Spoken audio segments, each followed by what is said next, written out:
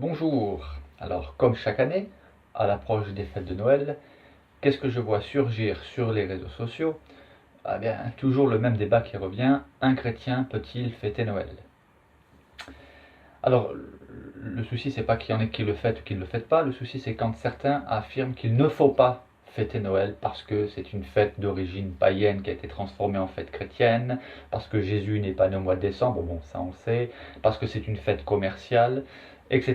Et chacun y va de son argument pour dire qu'il ne faut pas fêter Noël. Mais qu'avons-nous fait du simple bon sens?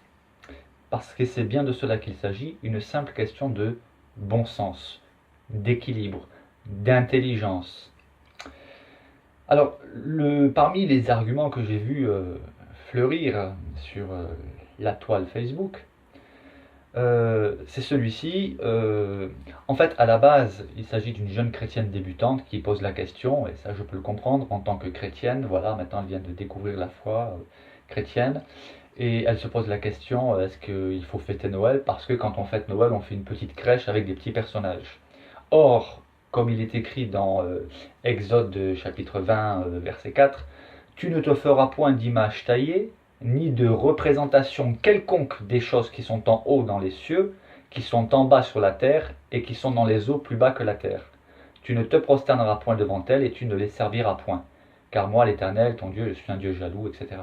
Mais, donc sur la base de ce verset, cette chrétienne a eu un motif de conscience, mais surtout, c'est pas ça le pire, elle est débutante, c'est que des chrétiens qui sont chrétiens depuis des années viennent en disant oui, oui, c'est écrit noir sur blanc, il ne faut faire aucune représentation quelconque. C'est vrai, ils prennent le verset en littéral, en semblant ignorer le contexte. Donc c'est vrai que le verset dit tu ne te feras point d'image taillée ni de représentation quelconque. Et je me souviens, il y a bien des années en arrière, où moi aussi je me posais cette question, et sur la base de ce verset, je m'étais dit, mais alors finalement, un chrétien, donc il ne peut pas avoir de bande dessinée, même si c'est la Bible en bande dessinée, il ne peut pas avoir de tableau chez lui, et même plus loin, il ne peut pas avoir de tapisserie. Si je prends ce verset au pied de la lettre, voilà. Et j'étais presque à la limite prêt à me débarrasser de tous mes tableaux, enfin de tout ce qui peut, même une petite statuette que quelqu'un a ramenée comme souvenir, etc. Donc voilà. Mais à un moment donné, je me suis dit, mais ce verset ne doit certainement pas vouloir dire cela, parce que sinon, mais qu'est-ce que ça devient compliqué d'être chrétien? Parce que si le fait qu'il y ait une représentation quelconque, selon l'interprétation qu'on peut en avoir de prime abord, c'est-à-dire même pas un dessin, parce qu'un dessin c'est quoi? C'est une représentation. Ça veut dire que ça devient compliqué même pour faire les courses, parce que sur chaque emballage, vous avez le dessin de ce que vous allez manger, et voilà. Je me suis dit, ça devient vraiment compliqué. Ça peut pas être tellement compliqué que ça, la foi chrétienne, sinon ça devient, faut le dire, invivable. Donc dans le contexte de ce verset, il faut bien comprendre qu'il s'agit, déjà c'est les 10 commandements, et il s'agit de ne pas faire d'image taillée ni de représentation dans le but d'adorer, de se prosterner devant elle. D'autant que, et vous allez voir, je vais vous amener sur un autre verset. En effet, le même Dieu qui a dit tu ne te feras point de représentation quelconque, des choses qui sont en haut dans le ciel ou en bas sur la terre, a dit dans Exode, donc 5 chapitres plus loin, 25 verset 16, tu te feras 2 chérubins d'or, tu les feras d'or battu aux 2 extrémités du propitiatoire. Fais un chérubin à l'une des extrémités et un chérubin à l'autre extrémité. Vous ferez les chérubins sortant du propitiatoire à ces 2 extrémités. Les chérubins étendront les ailes par-dessus, couvrant de leurs ailes le propitiatoire et se faisant face l'un à l'autre. Les chérubins auront la face tournée vers le propitiatoire. Donc, Dieu là dit, donne la consigne de sculpter des chérubins pour la tente de la rencontre, le sanctuaire. Donc il faut un petit peu réfléchir. C'est pas compliqué. Cependant, il semble que pour certaines personnes, réfléchir soit vraiment un problème. La question qu'il faut se poser, c'est la question du témoignage. Quel témoignage nous rendons de notre foi chrétienne si, parce que nous avons mal compris des versets de la Bible, nous en venons à devenir sectaires, voire carrément fanatiques? Et c'est c'est un danger qui guette chaque croyant de n'importe quelle religion d'ailleurs. Il faut se poser la question, voilà, je suis devenu chrétien, j'ai de la famille, approche les fêtes de Noël, ils m'invitent et moi je leur dis non, non, non, je ne viens pas. Je ne viens pas pour les fêtes de Noël, je ne fête pas Noël en tant que chrétien. D'après vous, que va penser la famille? Et je vais leur dire que c'est en plus interdit par la Bible.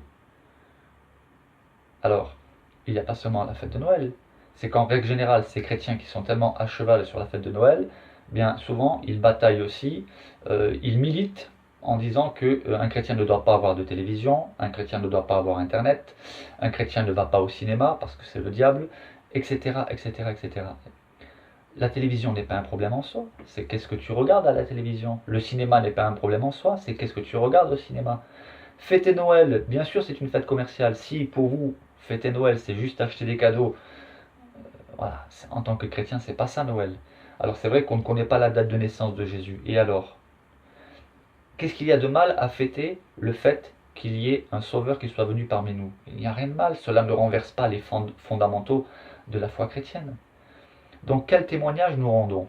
Est-ce que j'aurai un meilleur témoignage, plus conforme à l'évangile, en disant « Ah, vous savez, moi je suis chrétien, parce que la Bible m'interdit de fêter Noël », ce qui est faux d'ailleurs. Mais certains ont une compréhension très étriquée, une lecture très filtrée de la Bible.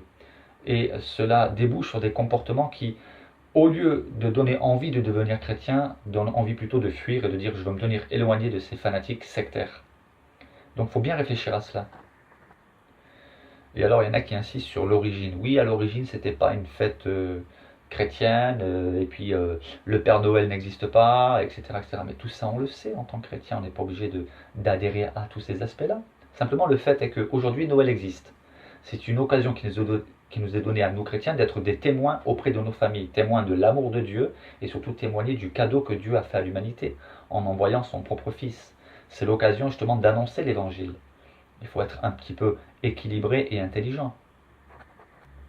D'autres diront que c'est une fête commerciale. Oui, on le sait que le commerce, de toute façon, s'engouffre partout où il le peut. Mais moi, en tant que chrétien, je ne suis pas obligé de fêter Noël comme une fête commerciale.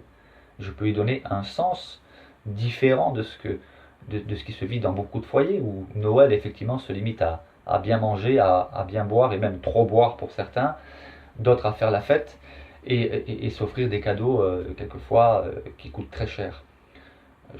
Moi en tant que chrétien, c'est pas ainsi que je fête Noël. Et au contraire, c'est l'occasion de pouvoir témoigner de ma foi, c'est l'occasion de pouvoir chanter des cantiques, de se réjouir du fait que Jésus soit venu dans le monde, même si, bien évidemment, c'était pas au mois de décembre. Mais qu'importe.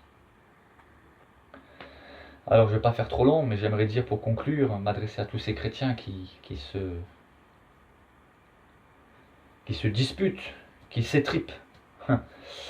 C'est quand même un paradoxe sur le fait de fêter la naissance de Jésus-Christ.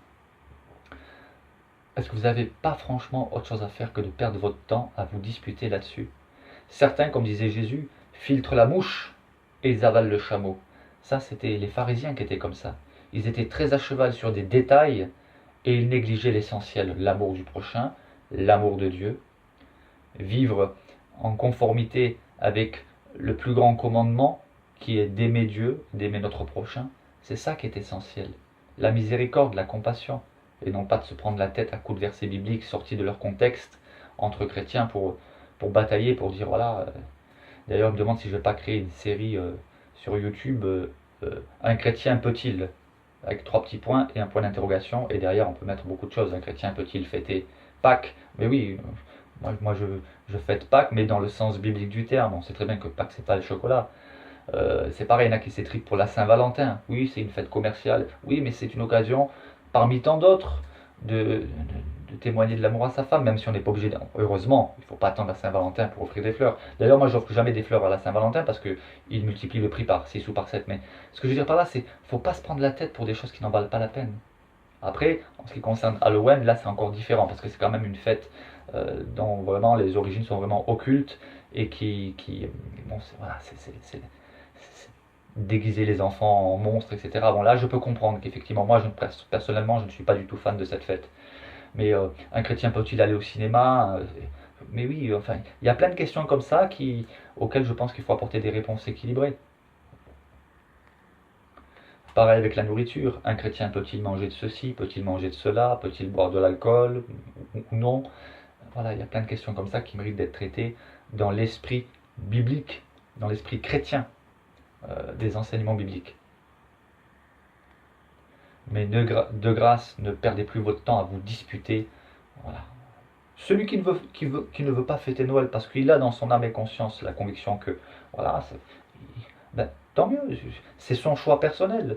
Hein. Il ne faut pas interdire non plus à ceux qui ne veulent pas fêter Noël de ne pas le fêter. S'ils ne veulent pas le fêter, c'est une chose.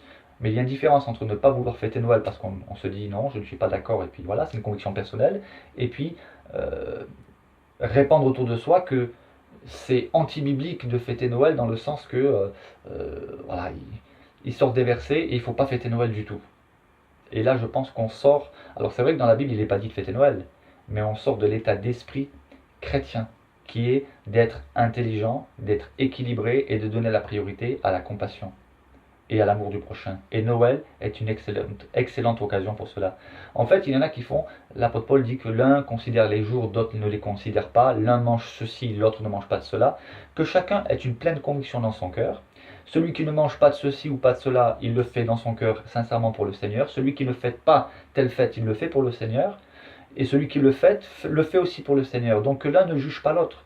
Que chacun se sente libre en son fort intérieur de vivre ses propres convictions, mais surtout de ne pas les imposer aux autres. C'est ça qui est important à mon sens. Voilà. J'aurai certainement encore beaucoup de choses à dire, je ne veux pas faire trop long. Que Dieu vous bénisse et je vous souhaite un joyeux Noël.